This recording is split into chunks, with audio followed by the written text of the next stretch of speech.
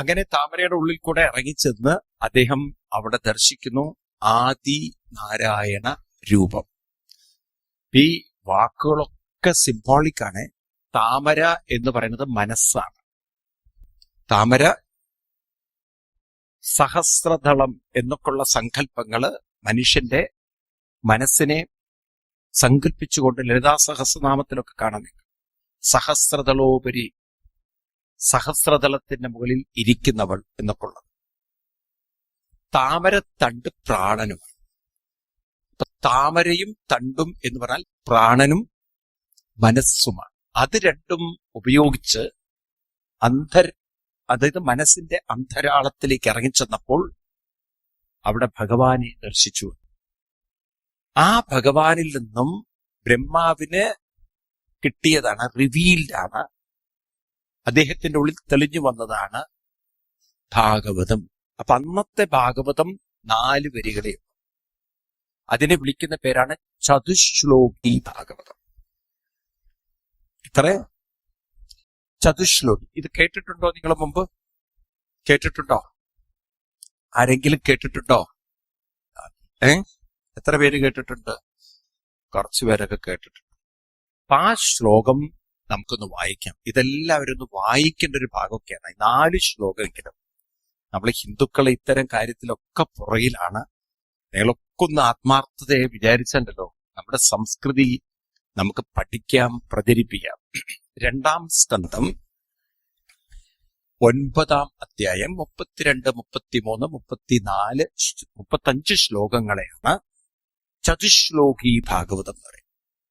അവിടെ പറഞ്ഞു കൊടുക്കുകയാണ് ഭഗവാൻ, അഹമേവാസമേവാഗ്രേ നാന്യത് സദസത്പരം പശ്ചാത്തഹം യഥേതശ്ച യോവശിഷ്യേതസോസ്മ്യഹം ഹൃദയത്തം യത് പ്രതീയേത ന പ്രതീയേത ചാത്മനി തദ്വിദ്യാതാത്മനോ മായം യഥാ ഭാസോ യഥാ തമ യഥാ മഹന്തി ഭൂതാനി ഭൂതേഷു ചാവജേശ്വനോ പ്രവിഷ്ടാനി തദാ തേഷു ന തേഷ്വസം ഏതാവദേവ ജിജ്ഞാസ്യം തത്വജിജ്ഞാസുനാത്മന അന്വയവ്യതിരേകാഭ്യാം യസ്യാൽ സർവത്ര സർവഥാ. എന്താ പറയുന്നത്? അഹം ഏവ അഗ്രേ ആസീത്, ഞാൻ മാത്രമേ മുമ്പുണ്ടായിരുന്നുള്ളൂ. ഈ വാക്കുകളൊക്കെ ഉണ്ടല്ലോ, ശ്രദ്ധിക്കുക നിങ്ങൾ. നിങ്ങൾക്കൊക്കെ രക്ഷപ്പെടണം എന്നുണ്ടെങ്കിൽ ഇത്തിരി ശ്രദ്ധ വെക്കണം. നമ്മളൊക്കെ നമ്മുടെ പല വിഷമങ്ങളും പ്രയാസങ്ങളും ചിന്തിക്കുമ്പോൾ, ഈ വിഷമങ്ങൾ ചിന്തിക്കുന്നതിന് കാരണം നാം വിഷമത്തിലേക്ക് ശ്രദ്ധ കൊടുക്കുമ്പോൾ, ശ്രദ്ധിക്കുക എല്ലാവരും, ഇവിടെ ഇരിക്കുന്ന എല്ലാവരും ശ്രദ്ധിക്കുക. നിങ്ങൾ നിങ്ങളുടെ ജീവിത വിഷമത്തിലേക്ക് നിങ്ങൾ ശ്രദ്ധ കൊടുക്കുമ്പോൾ ആ വിഷമങ്ങളുടെ തന്നെ തീവ്രത കൂടും. നമ്മള് നല്ല വെയിലുള്ള സമയത്ത് കണ്ണാടിയില് സൂര്യന്റെ റിഫ്ലക്ഷൻ വരുമ്പോൾ അതൊരു ഭാഗത്തേക്ക് അടിച്ചു കഴിഞ്ഞാൽ, ആ സൂര്യന്റെ റിഫ്ലക്ഷൻ ഒരു ഭാഗത്തേക്ക് കണ്ണാടി വെച്ചു കഴിഞ്ഞാൽ അവിടെ അങ്ങനെ വെളിച്ചം കൂടുതൽ കാണാം. ഉണ്ടോ? ഇതുപോലെ നമ്മുടെ ശ്രദ്ധ നമ്മുടെ വിഷമങ്ങളിലേക്ക് കൊടുത്താൽ എന്താ സംഭവിക്കുകയെന്നറിയോ? ആ വിഷമങ്ങളുടെ തീവ്രത അങ്ങോട്ട് കൂടും. ഈ വിഷമം, ശ്രദ്ധിക്കുക, വിഷമം എന്നൊക്കെ പറയുന്നത് ചിന്തകളാണ്. ചിന്ത എന്ന് പറയുന്നത് ഊർജമാണ്. ഊർജം എപ്പോഴും ഒരിടത്ത് നിൽക്കുന്നതല്ല. ഊർജത്തിന്റെ സ്വഭാവം അതെപ്പോഴും ചലനാത്മകം. എന്താണ്? ഊർജം എപ്പോഴും ചലനാത്മകമാണ്. അതിങ്ങനെ ചലിച്ചുകൊണ്ടിരിക്കുകയാണ്. അപ്പൊ നമ്മുടെയൊക്കെ കണ്ണുകൊണ്ട് കാണാൻ പറ്റാത്തതുകൊണ്ടാണ്. സൂക്ഷ്മദർശിനികളിലൂടെ നോക്കിക്കഴിഞ്ഞാൽ ഇവിടെ ഇങ്ങനെ ചെറിയ പൊടിപടലങ്ങൾ ഇങ്ങനെ ചലിച്ചുകൊണ്ടിരിക്കുകയാണ്. കണ്ണുകൊണ്ട് കാണാൻ പറ്റിയത് മനസ്സിലായില്ലേ? അത്ര സൂക്ഷ്മമായ, നമ്മുടെ ചുറ്റുപാടും കുറെ സൂക്ഷ്മമായ ജീവജാലങ്ങൾ ഉണ്ടാവുമോ? ബാക്ടീരിയകളും ഫംഗസും ഒക്കെ ഉണ്ടാവുമോ അന്തരീക്ഷത്തിൽ? ഉണ്ടോ? മൈക്രോബയോളജി എന്നൊക്കെയുള്ള ഒരു സബ്ജക്റ്റ്. സൂക്ഷ്മമായത് കണ്ണുകൊണ്ട് പോലും കാണാൻ. കോവിഡിനെ ഇതുവരെ ആരും കണ്ടിട്ടില്ലേ? കണ്ടിട്ടുണ്ടോ? പക്ഷെ പേടിച്ചിട്ട് നമ്മൾ പുറത്തിറങ്ങാതിരുന്നില്ലേ? പാത്രം കൊട്ടിയിട്ടും നമ്മള് മൊബൈൽ കത്തിച്ചിട്ടൊക്കെ നമ്മള് വീട്ടിന്റെ അകത്ത് തന്നെ ഇരുന്നില്ലേ കുറച്ചു ദിവസം? ആരെങ്കിലും കോവിഡിനെ കണ്ടിട്ടുണ്ടോ? അത്ര സൂക്ഷ്മമാണ്. ഇപ്പൊ നമ്മുടെ മനസ്സൊരു വിഷമത്തിലേക്ക് ശ്രദ്ധ തിരിക്കുമ്പോൾ ആ വിഷമത്തിന്റെ തീവ്രത കൂടി അത് നമുക്ക് അകത്തും പുറത്തും ചലിച്ചുകൊണ്ടിരിക്കും. ഇത് നമുക്ക് ചുറ്റും ഉണ്ടാക്കുന്ന ഒരു വലയം, നമുക്ക് ചുറ്റും സൃഷ്ടിക്കുന്ന ഒരു വലയമുണ്ട്. ഈ വലയത്തിന്റെ പേരാണ് നിങ്ങളൊക്കെ പറയുന്ന ജീവിതത്തിന്റെ, പറയാറില്ലേ പലരും, ജീവിതത്തിൽ പലതും മുടക്കം വരിക, ഒന്നും നടക്കുന്നില്ല, എല്ലാം തടസ്സമാവുക. ഈ തടസ്സം സൃഷ്ടിക്കുന്നത് ഈ വലയം. അതിനെ വിളിക്കുന്ന പേരാണ്, നമ്മുടെ പൂർവികർ നമുക്ക് പറഞ്ഞു തന്നിരിക്കുന്ന പേരാണ്, ഇതിന്റെ പേരാണ് കർമ്മ വലയം. എന്താണ്? കർമ്മഫല വലയം, അല്ലെങ്കിൽ ഇതിന്റെ പേരാണ് പ്രാരബ്ധ വലയം. ഇതൊരു പ്രാരബ്ധത്തിന്റെ വലയം സൃഷ്ടിക്കും.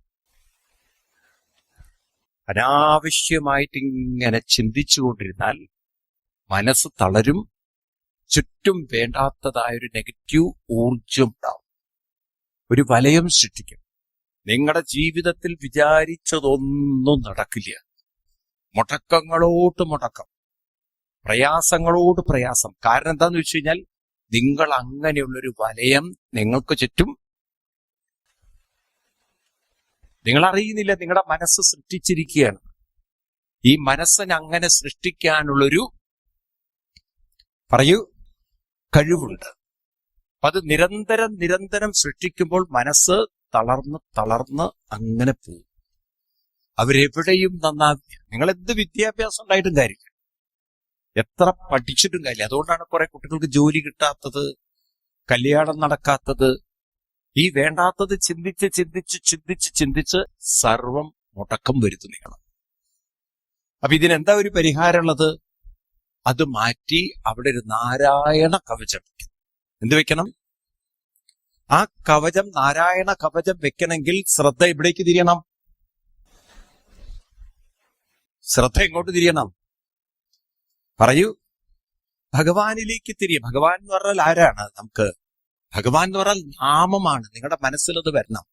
ഭഗവാൻ എന്ന് പറഞ്ഞാൽ നാമമാണ്. നമുക്ക് നാമത്തിലൂടെ മാത്രമേ ഭഗവാനെ ദർശിക്കാനും അറിയാനും അനുഭവിക്കാനും, അല്ലാതെ കണ്ണുകൊണ്ട് കാണുന്ന വിഗ്രഹമല്ല ഭഗവാൻ. കൃഷ്ണൻ ഭഗവാൻ തന്നെ പറഞ്ഞിട്ടുണ്ട്, കേവലം വിഗ്രഹത്തെ തൊഴുതു പോകുന്നവൻ കഴുതയാണ്. ഗീതയിൽ 7-ാം അധ്യായം 24-ാം ശ്ലോകം എടുക്കുക. ഇത് അമ്മമാര് കുട്ടികൾക്ക് പറഞ്ഞു കൊടുക്കേണ്ട ഒരു ശ്ലോകമാണ്. കാരണം നിങ്ങളുടെ കുട്ടികളെ നിങ്ങളാണ് വഴിതെറ്റിക്കുന്നത്. നിങ്ങൾ സത്യം പറഞ്ഞാൽ ഈശ്വര ഭക്തന്മാരൊന്നുമല്ല. നിങ്ങൾ അങ്ങനെ വിചാരിക്കുന്നത് ഞങ്ങൾ ഭക്തന്മാരാണ്. ഭക്തി എന്ന് പറയുന്നത് നമുക്ക് മനസ്സിലായില്ല. വാസ്തവത്തിൽ അമ്പലത്തിൽ പോകുന്നതാണ് ഭക്തി എന്ന് കരുതരുത്. അമ്പലത്തിൽ പോകുന്നത് ഭക്തി വർദ്ധിപ്പിക്കാനാണ്. അത് അമ്പലത്തിൽ പോകുന്നത് ഭക്തിയല്ല. അത് അങ്ങനെയാണ് നമ്മളെ ഹിന്ദുക്കൾ കരുതിയിരിക്കുന്നത്. നിങ്ങൾ നോക്കൂ, 7-ാം അധ്യായം ഗീതയിൽ 24-ാം ശ്ലോകം എടുത്തു നോക്കും. അതൊക്കെ ലേശം മൂളയുള്ള മക്കൾക്ക് പറഞ്ഞു കൊടുക്കണം. അല്ലെങ്കിൽ മക്കൾക്ക് വലുതായി കഴിഞ്ഞാൽ നിങ്ങളോട് ബഹുമാനം ഉണ്ടാവില്ല. കൃഷ്ണൻ ഗീതയിൽ പറയുന്നത്, വ്യക്തം വ്യക്തിമാപന്നം മന്യന്തേ മാം അബുദ്ധയ. ഞാൻ അവ്യക്തമാണ്. അവ്യക്തം എന്ന് പറഞ്ഞാൽ കണ്ണുകൊണ്ട്, അവ്യക്തം എന്ന് പറഞ്ഞാൽ എന്താ അർത്ഥം? കണ്ണുകൊണ്ട്, നഗ്ന കണ്ണുകൊണ്ട് കാണാൻ പറ്റാത്ത എന്നെ, അങ്ങനെയുള്ള മാം ആരാണോ വ്യക്തി എന്ന് പറഞ്ഞാൽ കണ്ണുകൊണ്ട് കാണാൻ പറ്റുന്ന രൂപമായി കണ്ട് തൊഴുതു പോകുന്നത്, അവര് അബുദ്ധയ, ബുദ്ധിയില്ലാത്തവരാണ്. ഒരു വിഗ്രഹത്തെ മാത്രം ദൈവമായി കണ്ട് തൊഴുതു പോകുന്നവൻ, നിങ്ങൾക്ക് മനസ്സിലായില്ലേ?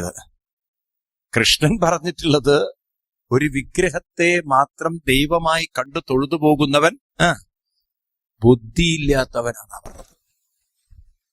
ഇത് നിങ്ങൾ കുട്ടികൾക്ക് പറഞ്ഞു കൊടുത്തിട്ടുണ്ടോ? കാര്യം നിങ്ങൾ പറഞ്ഞു കൊടുത്താൽ നിങ്ങളാണ് ബുദ്ധിയില്ലാത്തവർ, അവര് മനസ്സിലാക്കും. വെറുതെ ഒരു വിഗ്രഹത്തെ തൊഴുതു പോകുന്നവൻ ഉറക്കെ പറയൂ. അങ്ങനെയുള്ളവർ എത്ര പേരുണ്ട് ഇവിടെ? മൊത്തം അതേ ഉള്ളൂ. അപ്പൊ ഈ ബുദ്ധിയില്ലാത്തവരായി പോവാനല്ല അമ്പലം വെച്ചിരിക്കുന്നത്. ഒരു അമ്പലത്തിൽ പോകുമ്പോൾ നമുക്ക് മനസ്സിലാവണം, ശ്രദ്ധിക്കുക. എന്തിനാണ് ഒരു അമ്പലത്തിൽ പോകുന്നത്? നമ്മുടെ ഹിന്ദുക്കൾക്ക് ഈ കാര്യങ്ങൾ അറിയില്ല. വാസ്തവത്തിൽ എപ്പോഴാ പോകേണ്ടതെന്നും അറിയില്ല. ഒരു അമ്പലം എന്ന് പറയുന്നത് മനുഷ്യന്റെ ശാരീരിക, മാനസിക, ഭൗതിക, ആത്മീയ വികാസത്തിന് പറ്റിയ രീതിയിൽ ചിട്ടപ്പെടുത്തിയതാണ്. എന്തിനൊക്കെയാണ്? ശാരീരിക, മാനസിക, സൈക്കോളജിക്കൽ ആൻഡ് ഇന്റലക്ച്വൽ, ബുദ്ധിപരം, ഭൗതികം, പിന്നെ അത് കഴിഞ്ഞിട്ട് ആത്മീയ, സ്പിരിച്വൽ. അപ്പൊ നമ്മളിൽ ഈ 4 എനർജികളാണ്. ഏതൊക്കെ? ഒരു ഫിസിക്കൽ എനർജി, ശാരീരികമുണ്ട്, പിന്നെ ഒരു സൈക്കോളജിക്കൽ ഉണ്ട്, മാനസികമുണ്ട്, ഒരു ഇന്റലക്ച്വൽ ഉണ്ട്, ബൗദ്ധിപരമായിട്ടുള്ളതുണ്ട്, പിന്നെ ഒരു ബോധമുണ്ട്, അതിനെ സ്പിരിച്വൽ എന്ന് പറയും. ഈ 4 ഊർജങ്ങളുടെയും വികാസത്തിന് വേണ്ടി വെച്ച സ്ഥലമാണ് ഏത്? പറയൂ. അമ്പലം.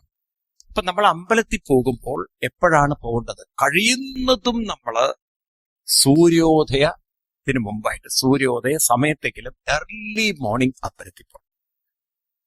എന്തിനാ ഏർലി മോർണിംഗ് അമ്പലത്തിൽ പോകുന്നത്? ഇപ്പൊ രാവിലെ തന്നെ നമ്മൾ ഉണരുമ്പോൾ, നിങ്ങൾ കുട്ടികളെയൊക്കെ ശീലിപ്പിക്കണം. 5 മണി എന്നുള്ളൊരു സമയം ഉണ്ടെങ്കിൽ എണീറ്റിരിക്കണം. അത് ശീലിക്കുമ്പോഴുണ്ടല്ലോ നമ്മുടെ ബ്രെയിനിന്റെ അകത്ത്, ശ്രദ്ധിക്കണം, ഈ രാവിലെ ഉണരുമ്പോൾ നമ്മുടെ ബ്രെയിനിന്റെ അകത്ത് ഏറ്റവും ശക്തിയുള്ള ഒന്നാണ് നമ്മുടെ ഓർമ്മശക്തി എന്ന് പറയുന്നത്. ഏറ്റവും സൂക്ഷ്മമായ, പവർഫുൾ ആയിട്ടുള്ള ഒന്നാണ് ഓർമ്മശക്തി. ഈ രാവിലെ എണീറ്റ് ശീലിക്കുന്നവർക്ക്, രാവിലെ വൈകി എണീറ്റ് ശീലിക്കുന്നവരെക്കാൾ ഓർമ്മശക്തി വളരെ കൂടുതലായിരിക്കും. കാരണം എന്താ വെച്ചാൽ ഈ ഓർമ്മശക്തി നമുക്ക് തരുന്നത് ഒരു ഇന്റലിജൻസ് എന്ന് പറയും, വിവേകബുദ്ധി എന്ന് പറയും. എന്താണ് വിവേകബുദ്ധി? നമ്മൾ എന്തോ മറന്നുപോയി, അത് കൃത്യം നമ്മുടെ ബുദ്ധി ഓർമ്മിപ്പിക്കുകയാണ്. ഇന്ന സ്ഥലത്തൊന്ന് നോക്കൂ. നിങ്ങൾക്ക് ശ്രദ്ധിച്ചാൽ അറിയാൻ പറ്റും, രാവിലെ ഉണർന്ന് ആ സമയത്ത് നിങ്ങൾ തലേ ദിവസം മറന്നതൊക്കെ ചില സമയത്ത് പെട്ടെന്ന് ഓർമ്മയിൽ വരും. ഞാൻ ഇന്ന സ്ഥലത്ത് അത് വെച്ചിട്ടുണ്ടോ, ഇന്ന സ്ഥലത്ത് വെച്ചിട്ടുണ്ടോ എന്നുള്ളൊരു ഓർമ്മ മിക്കവാറും കാലത്തായിരിക്കും നമുക്ക് കൂടുതൽ കിട്ടുന്നത്. ആയിരിക്കും? ആ ഒരു അനുഭവമുള്ളവരാരെങ്കിലും ഉണ്ടോ? അങ്ങനെ കാലത്ത് തന്നെ പലതും ഇങ്ങനെ ഓർമ്മയിൽ വന്ന് പലതും അങ്ങനെയുള്ളവരാരെങ്കിലും അനുഭവങ്ങളുള്ളവരുണ്ടോ? നിങ്ങൾ ശ്രദ്ധിച്ചാൽ നിങ്ങൾക്കത് കാണാം. രാവിലെ കൃത്യം എണീറ്റ് നോക്കൂ നിങ്ങൾ. അതൊരു ശീലം വരുമ്പോൾ കുട്ടികൾ മനസ്സിലാക്കണം, ഈ ഓർമ്മശക്തി ഉണ്ടാവുന്നത് ഒന്നും ഉണ്ടാക്കാൻ പറ്റില്ല. കാരണം എനർജി കാൺ ബി ക്രിയേറ്റഡ്. അപ്പൊ ഉള്ളത് വികസിപ്പിക്കാനേ പറ്റും. ഇപ്പൊ രാവിലെ വൈകി എണീക്കും തോറും ഈ ഓർമ്മശക്തി വളരെ കുറഞ്ഞു വരും. അതുകൊണ്ടാണ് ഇന്ന് പഠിക്കുന്ന കുട്ടികളുണ്ടല്ലോ, റാങ്ക് മേടിക്കുന്ന കുട്ടികൾ, നിങ്ങൾ വിചാരിക്കരുത് ബുദ്ധിശക്തിയുള്ള കുട്ടികളാണെന്ന്. അവര് കുത്തിയിരുന്ന് ബൈഹാർട്ട് പഠിച്ച് അതുകൊണ്ടാണ് ഈ കുട്ടികൾ സൂയിസൈഡ് ചെയ്യുന്നത്. ഇന്ന് IIT അതുപോലെ മെഡിക്കൽ കോളേജുകളിലൊക്കെ ഇത്രയധികം സൂയിസൈഡ് കൂടിയത്? കാരണം അവരെ സംബന്ധിച്ച് ഇത്രയും ലോഡ് തലയ്ക്കെടുക്കാൻ പറ്റുന്നില്ല. കാരണം അവര് മനസ്സിലാക്കി പഠിക്കില്ല. അവര് വെറുതെ കുത്തിയിരുന്ന് ബൈഹാർട്ട് പഠിക്കുക. കാര്യം മനസ്സിലാക്കി പഠിക്കുന്നവർ വളരെ കുറവാണ്. പണ്ടുള്ള ആളുകളെ നോക്കൂ നിങ്ങൾ. കണക്കിലും അവര് വലിയ കണക്കൊന്നും പഠിച്ചില്ലെങ്കിലും അവർക്ക് കണക്ക് ബ്രെയിനിൽ കൂട്ടാൻ വളരെ സ്പീഡായി.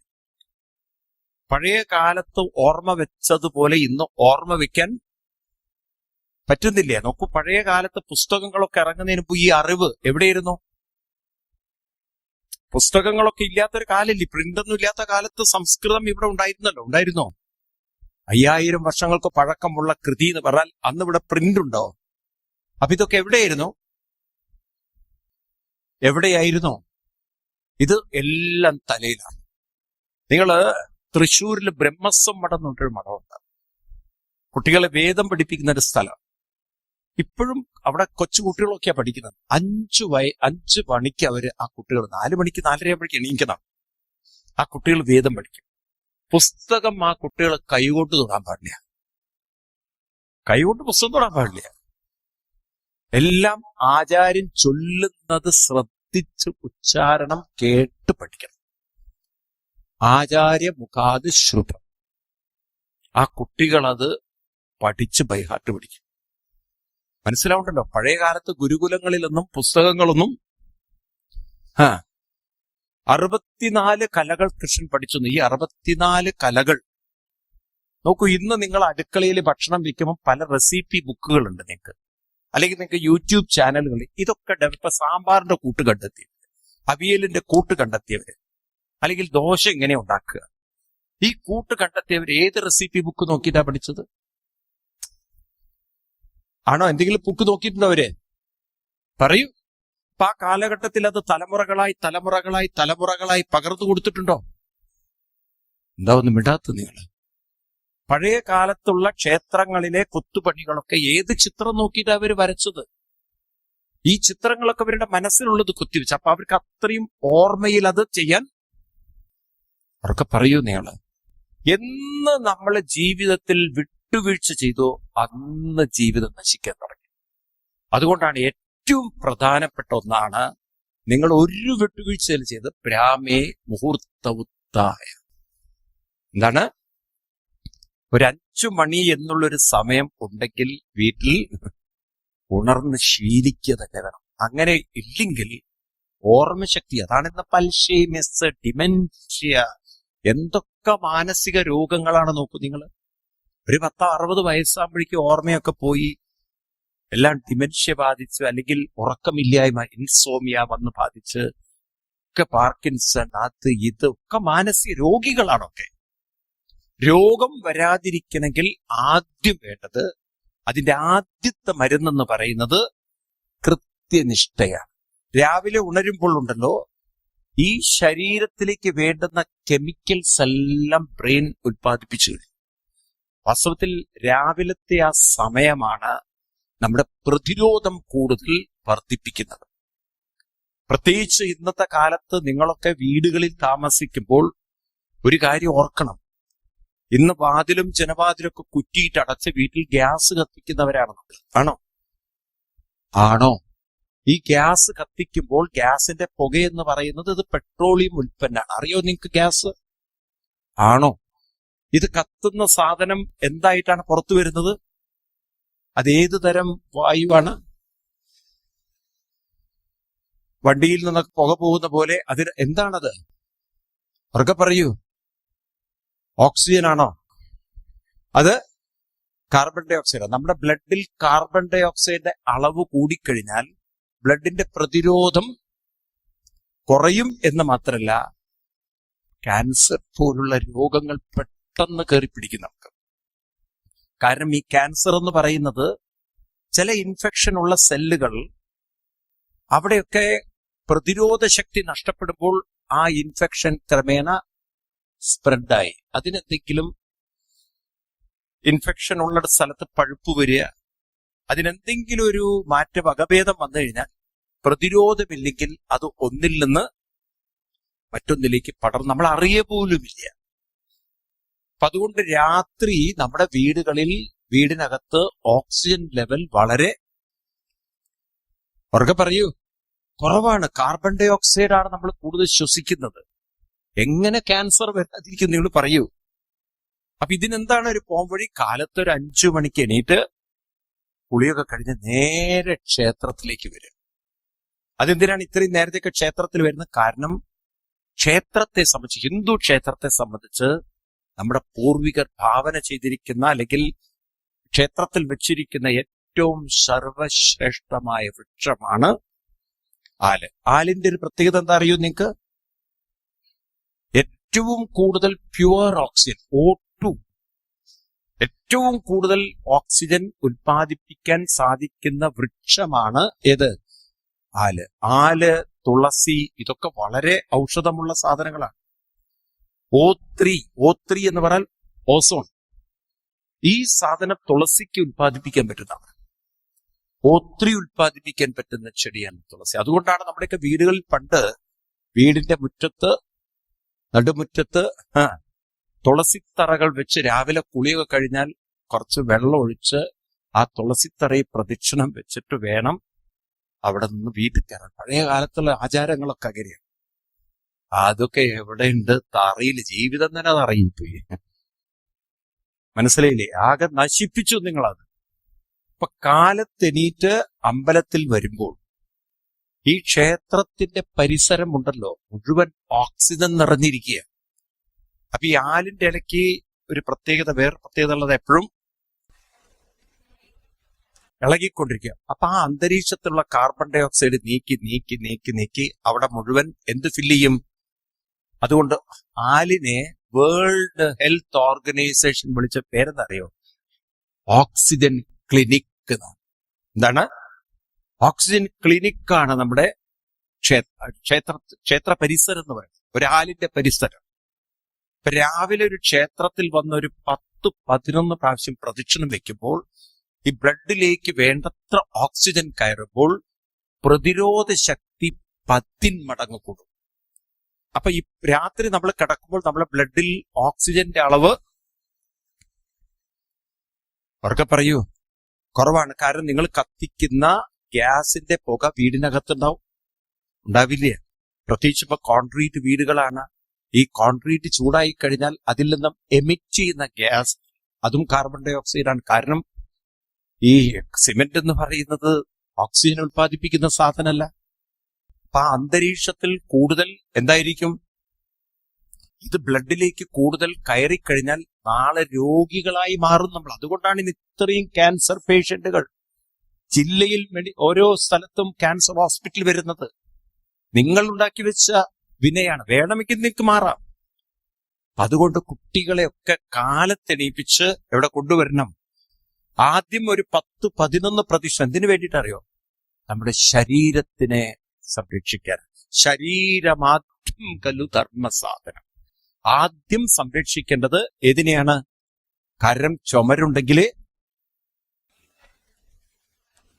ചുമരുണ്ടെങ്കില് ചിത്രം വരയ്ക്കാം എന്ന് പറഞ്ഞാൽ എന്താർത്ഥം? ശരീരമുണ്ടെങ്കിലേ ഇവിടെ നമ്മളെ ജീവിതത്തെക്കുറിച്ച് ആഗ്രഹിച്ചിട്ടും സ്വപ്നം കണ്ടിട്ടും ചിത്രം വരച്ചിട്ടും ആരോഗ്യമില്ലാത്തവൻ എന്ത് ചിത്രം വരയ്ക്കാൻ പോകുന്നു? എന്ത് ജീവിതം കാണാൻ പോകുന്നു?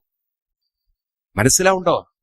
ഇന്ന് അമ്മമാരോടൊക്കെ എനിക്ക് പറയാനുള്ളത്, കാർബൺ ഡൈ ഓക്സൈഡിന്റെ അളവ് ബ്ലഡിൽ കൂടിക്കഴിഞ്ഞാൽ ഈ കുട്ടികൾ വളർന്നു വരും തോറുണ്ടല്ലോ, ഈ ബ്ലഡാണ് പിൽക്കാലത്ത് കുഞ്ഞുങ്ങളാവാനുള്ള സ്പേമൊക്കെ ആവുന്നത്. ആണോ?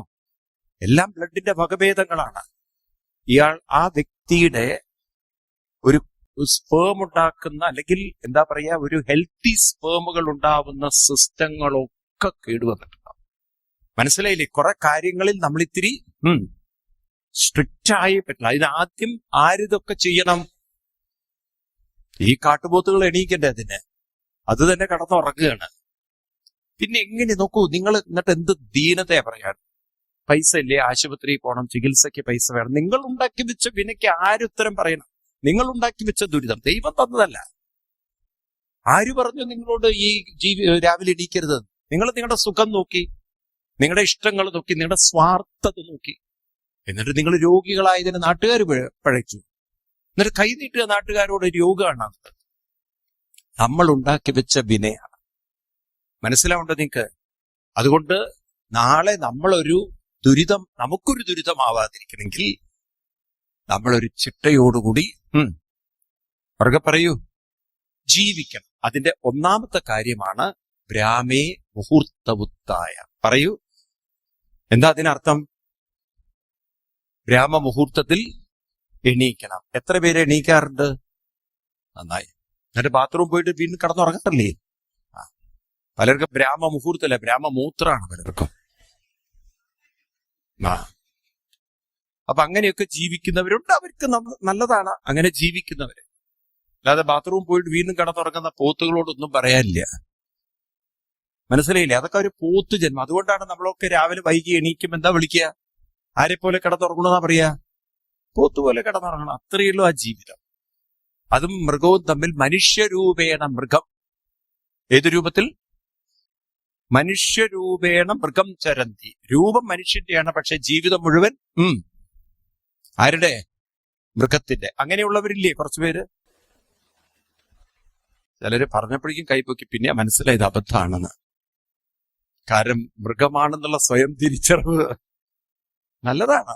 അവനവൻ മൃഗമാണെന്ന് തിരിച്ചറിഞ്ഞാൽ തന്നെ ഒരു മാറ്റം ഉണ്ടാവുമെങ്കിൽ. അതുകൊണ്ട് ബ്രാഹ്മേ മുഹൂർത്ത ഉത്തായ, പറയൂ, ബ്രാഹ്മേ മുഹൂർത്ത ഉത്തായ എന്ന് പറഞ്ഞാൽ എന്താ അർത്ഥം? ബ്രഹ്മമുഹൂർത്തത്തിൽ പോയി ഉത്തരം പിടിക്കണം എന്നാണോ? ബ്രഹ്മമുഹൂർത്തത്തിൽ എണീക്കണം. എന്നിട്ട് നമ്മള് എവിടേക്ക് വരണം? അമ്പലത്തിലേക്ക് വരണം. കുളിച്ചിട്ട് പല്ല് തേക്കാതെ അമ്പലത്തിലേക്ക് വരരുത്. എന്നിട്ട് എന്ത് ചെയ്യണം? അമ്പലത്തിൽ ഒരു 10-11 പ്രാവശ്യം അതും മാക്സിമം ഉള്ളിലേക്ക് ശ്വാസം എടുത്തിട്ട്. ഇതൊക്കെ ഒന്ന് ചെയ്തു നോക്കൂ നിങ്ങള്. കുട്ടികളെ കൊണ്ട് ചെയ്യിച്ചു ഒരു മൈഗ്രെയിൻ അവർക്ക് വരില്ല. ഈ മൈഗ്രെയിൻ വരാൻ തന്നെ എന്താ കാരണം? ബ്ലഡിൽ കണ്ടമാനം കാർബൺ ഡൈ ഓക്സൈഡ്. നോക്കൂ, ഈ കുട്ടികളോട് നിങ്ങൾ ചെയ്യുന്ന ക്രൂരത എന്താ അറിയൂ? ഈ ബ്ലഡിൽ ഒരുപാട് കാർബൺ ഡൈ ഓക്സൈഡ് കയറിക്കഴിഞ്ഞാൽ ക്ഷീണം ഭയങ്കരമായിട്ട്, ഒരു ഊർജം തോന്നില്ല. അപ്പൊ ക്ലാസ്സിലിരിക്കുമ്പോ ഇങ്ങനെ ഉറക്കം തോന്നും, ഒരു ഊർജം തോന്നില്ല. അപ്പൊ ക്ലാസ്സിൽ പറയുന്നതൊന്നും ശ്രദ്ധ വെക്കാൻ തോന്നില്ല. ഒരു വളരെ ഡള്ളായിട്ട്, വളരെ ഒരു അതിന് എന്താ പറയാ, ഒരു ഉറക്കം തൂങ്ങിയിട്ട്, മനസ്സിലായില്ലേ? ഭയങ്കര ഒരു ലതാർജിക് എന്ന് പറയും ഇംഗ്ലീഷിൽ. അതിന് ഭയങ്കര ഒരു ആലസ്യം. ഈ ആലസ്യമുള്ള കുട്ടി ക്ലാസ്സിലിരുന്നിട്ട് വെറുതെ സമയം കളയാന്നല്ലാതെ വെറുതെ ക്ലാസ്സിലിരുന്നിട്ട് അതുകൊണ്ടാണ് പിന്നെ നിങ്ങൾക്ക് ട്യൂഷന് പറഞ്ഞയക്കേണ്ടി വരുന്നത്. ആ കുട്ടിക്ക് ട്യൂഷൻ പറഞ്ഞയക്കും തോറും കൂടുതൽ കുട്ടിക്ക് സ്ട്രെസ് കൊടുക്കുക നിങ്ങൾ. കാരണം ടീച്ചർ ഒന്ന് പറയുന്നു, ട്യൂഷന് വേറെ എങ്ങനെ കുട്ടിക്ക് ശരിയാക്കി എടുക്കാൻ പറ്റണ്ടേ? ഈ തരത്തിലൊക്കെ നമ്മൾ കുട്ടികളെ പോലും നശിപ്പിക്കുന്നതിന് കാരണം അമ്മമാരോട് എനിക്ക് പറയാനുള്ളത്, നിങ്ങളാണ് ശരിക്കും വഴിതെറ്റിക്കുന്നത്. ഗാന്ധാരിമാരായ അമ്മമാരോട് പറയാനുള്ളത് കണ്ണു തുറക്കുക. അതൊക്കെ അവസാനം ദുര്യോധനന്റെ കാലിന്റെ അടിക്ക് തുടക്കി അടി കിട്ടിയിട്ടാ ചത്തതെങ്കിൽ ഇതൊക്കെ നാളെ വല്ല ബൈക്കിലും മറ്റുമൊക്കെ കൊണ്ടുപോയി ജീവിതം തീർക്കുന്ന മക്കളായി മാറരുതെന്ന് നിങ്ങൾക്ക് ആഗ്രഹം ഉണ്ടെങ്കിൽ നിങ്ങൾ അവരെ ഒരു ജീവിത ചിട്ടകൾ പറയൂ പഠിപ്പിക്കണം. അപ്പൊ രാവിലെ തന്നെ കുറച്ച് അമ്പലത്തിലൊക്കെ ഒന്ന് പോയി പ്രദക്ഷിണം വെക്കണം. അപ്പൊ എന്താ അമ്പലത്തിൽ പോയി പ്രദക്ഷിണം വെക്കുമ്പം നമ്മുടെ ഉള്ളിൽ എന്താ സംഭവിക്കുന്നത് അറിഞ്ഞിരിക്കണം. എന്താ സംഭവിക്കുന്നത്? അമ്പലത്തിന് ചുറ്റും വലിയ ഓക്സിജൻ വലയമുണ്ട്. എവിടുന്ന് വന്നു? ആലിൽ നിന്ന്. ആലായാൽ തറ വേണം, അടുത്തൊരു അമ്പലം വേണം. നമ്മൾ പൂർവികരെ നമസ്കരിക്കട്ടെ. അതുകൊണ്ട് ഇനിയുള്ള കുട്ടികളെങ്കിലും രക്ഷപ്പെടണമെങ്കിൽ എന്ത് ചെയ്യണം? ബ്രാഹ്മേ മുഹൂർത്തവുത്തായ എന്ത് ചെയ്യണം? പുറകെ പറയൂ. നിങ്ങൾക്കും രോഗം വരാതിരിക്കണമെങ്കിൽ, നിങ്ങൾക്കും മരിക്കുന്നത് വരെ പ്രതിരോധം ഉണ്ടാവണമെങ്കിൽ കാലത്തെണീറ്റ് എവിടെ വരണം? അമ്പലം.